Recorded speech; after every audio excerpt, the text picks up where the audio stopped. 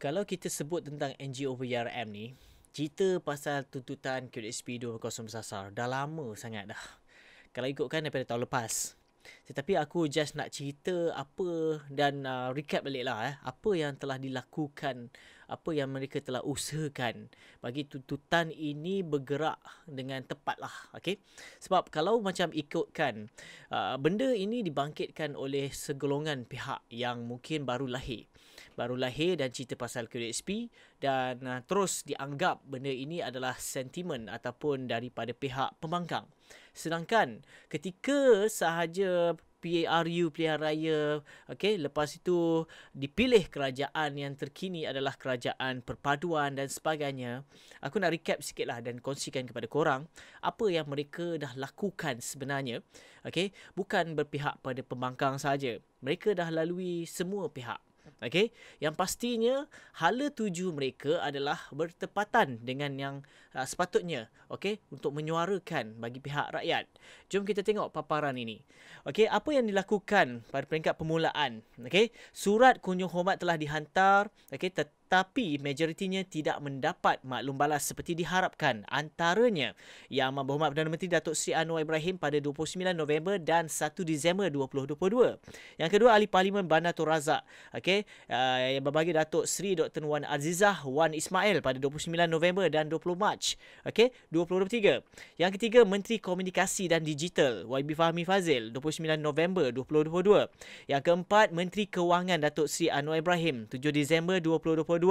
Dan yang kelima, Timbalan Menteri Kewangan 1 Datuk Seri Haji Ahmad Maslan 10 Disember 2022.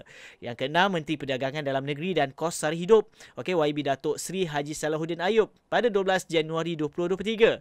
Yang ketujuh, Pengerusi Bersama Sekretariat Badan Penasihat khas kepada Menteri Kewangan Malaysia Puan Nurul Izzah 18 Mac 2023. Yang ke-8, Ketua Pegawai Eksekutif KWSP Datuk Seri Amir Hamzah Azizan 24 Mac 2023. Dan yang ke-9, Setiausaha Sulit kepada Duli Yang Maha Mulia Sultan Johor yang berbahagi Datuk Jabar bin Muhammad Noor pada 2 Mei 2023.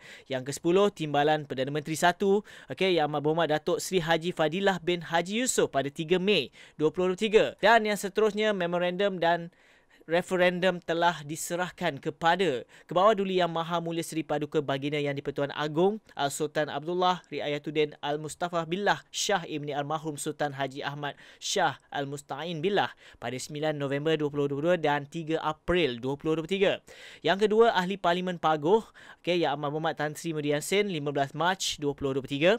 Yang ketiga, Ahli Parlimen Arau Yang Amat Datuk Seri Syahidan Kasim pada 15 Mac 2023. Yang keempat, Menteri Sumber Manusia Datuk Seri Saravanan Murugan pada 15 Mac 2023. Ahli Parlimen Pasir Mas dan Ketua Pemuda Perikatan Nasional yang berbahagia Ustaz Ahmad Fadli Syari 15 Mac 2023. Yang keenam, Ahli Parlimen Aitam yang berbahagia Datuk Seri Ir Dr. Wikasyong 15 Mac 2023.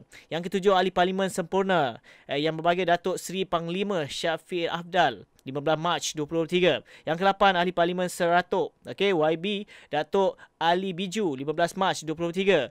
Yang ke-9, Ahli Parlimen Tanjung Piai YB Datuk Seri Dr. Wijek Seng 15 Mac 2023.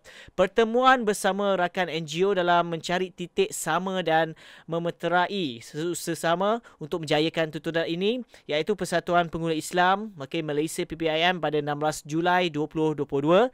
Iaitu kedua, Persatuan Penyelesaian Pengguna dan Peminjam Malaysia 4PM 11 Januari 2023. Yang ketiga, Global Human Rights Federation GHRF pada 4 Februari 2023. Dan juga pertemuan yang berjaya didapatkan. Yang pertama, Majlis Senator Malaysia pada 11 Ogos 2022. Yang kedua, Ketua Pemuda UMNO Datuk Dr. Ashraf Wajdi Dusuki pada 22 September 2022. Dan yang ketiga, Ahli Parlimen Lembah Pantai YB Fahmi Fazil pada 29 September 2022. Yang keempat, Ahli Parlimen Masjid Tanah YB Datuk Wira Haja Mas Esmiati Samsudin pada 13 Disember 2022, 23 Mac 2023 dan 6 Mei 2023. Dan yang kelima, pengerusi Perikatan Nasional dan Presiden Bersatu, okey, Yang Muhammad Tan Sri Muhyiddin Yassin 16 November 2022. Yang keenam, Ahli Parlimen Tasik Glugur dan Ketua Penerangan Bersatu YB Datuk Wan Saiful Wan Jan 13 Disember 2022. Yang ketujuh, Ahli Parlimen Indra Mahkota YB Datuk Sri Saifuddin Abdullah 13 Disember 2022. Dan ke-8, Adun Bemban Dr. Muhammad Yazil Yaakob pada 13 Disember 2022. Yang ke-9, Ahli Parlimen Machang dan Ketua Armada Nasional YB Wan Ahmad Faisal pada 11 Mac 2023. Yang ke-10, Ahli Parlimen Hulu Langat YB Muhammad Sani Hamzan pada 4 Februari 2023. Yang ke-11, Ahli Majlis Senator Malaysia dan Ketua Penerangan Bersatu Senator Datuk Razali Idris pada 23 Mac 2023. Dan ke-12, Ketua Pemuda UMNO YB Dr. Muhammad Akmal Saleh pada 5 Mei 2023. Dan yang ke-13, Ahli Parlimen Titiwangsa Datuk Seri Johari Abdul Ghani 25 Mei 2023.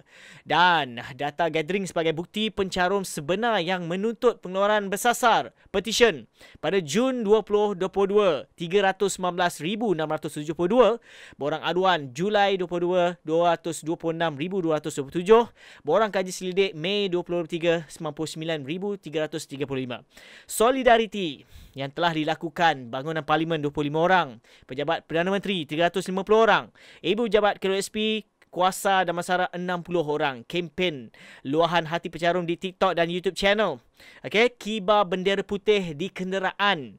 Copy paste carta borang aduan dan komen di page PM Istana Negara, YB dan merata media sosial. Yang keempat, kempen kibar bendera di negeri di KWSP. Dan lain-lain temu ramah dari harian Metro, wawancara pencarum di FMT. Yang ketiga, sokongan kepada Encik Nur Alzan dan Encik Bahar dalam usaha menunjukkan kesungguhan kepada pihak kerajaan dengan berjalan kaki dan hitch dan hike. Dan inilah kata perjuangan, perjalanan dan pelan tindakan yang dilakukan oleh NGO PJRM. Banyak tak? Korang rasa kalau ini pun tak memberi juga kesan kepada PMX, kerajaan madani, kerajaan perpaduan? Antara yang kita harapkan kerajaan campuran ini, at least kepala-kepala ini mempunyai ideologi yang berbeza mungkin. Dah campur ni mungkin ada positifnya, ada negatifnya.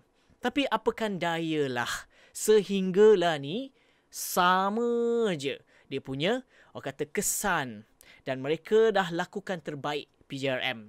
Dan satu lagi aku nak highlightkan, mereka tak minta pun, okey, dan memaksa pun, okey, at least, okey, sedikit sebanyak untuk menanggung kos-kos yang mereka lalui. Antaranya perjalanan mereka ke sesuatu tempat. Lepas tu hard copy yang untuk diprintkan melalui borang aduan, borang kaji selidik, petition dan sebagainya untuk serahan, okey, kepada pihak atasan ataupun pihak yang terbabit. So, ada yang pertikaikan usaha mereka. Dan mungkin yang pertikaikan ni adalah golongan-golongan sama, okey, yang mana turut juga memperjuangkan dulu. Tapi apakan daya, bila dah tarik handbrake, macam-macam kesalahan yang nak dituduh melulu sahaja tanpa berfikir matang. Apa yang telah mereka lakukan ini, usahanya bukan untuk nak popular, tetapi untuk pencarum yang terkesan. Tapi ada jugalah pencarum-pencarum yang mungkin dia terlepas pandang ataupun mungkin tak ingat ataupun mungkin kata tak bersyukur apa yang telah mereka lakukan. Hanya sekadar merungut tak habis-habis. Okey, itu saja yang aku dapat kongsikan dalam episod kali ini. Diharap sikit sebanyak memberi info yang terkini daripada channel Saja Sembang. Aku Faizwan. Assalamualaikum.